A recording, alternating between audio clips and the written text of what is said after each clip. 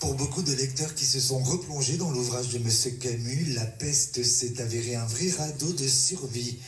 destiné à se mieux mouvoir dans un océan d'incertitude. Au démarrage de toute épidémie, il y a une période où il y a du déni. La population refuse, même les scientifiques refusent de croire que c'est vrai, il s'agit d'une épidémie. Et par la suite, j'ai pu saisir et j'ai pu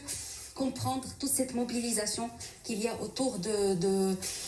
nous, la mobilisation des scientifiques, du corps médical, des soignants et la mobilisation générale. J'ai pu comprendre et saisir la portée de tout ce qui est fermeture des frontières,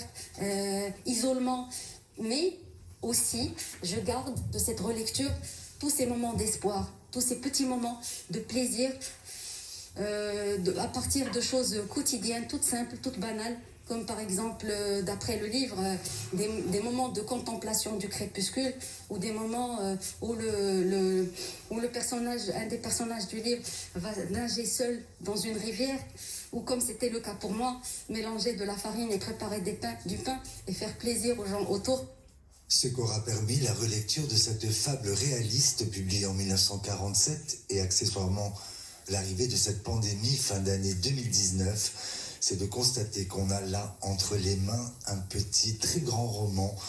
qui est en soi et surtout la quintessence d'un humanisme en résistance. Durante el confinamiento leí la novela del escritor francés Albert Camus, La peste, y esta relectura me permitió descubrir hechos ciertos del libro de manera diferente, de comprenderlos y de definir su alcance, como por ejemplo el inicio de la epidemia, la historia del primer caso, porque siempre el primer caso es muy memorable, la negación, porque al inicio nos negamos de creer que sea de verdad una epidemia.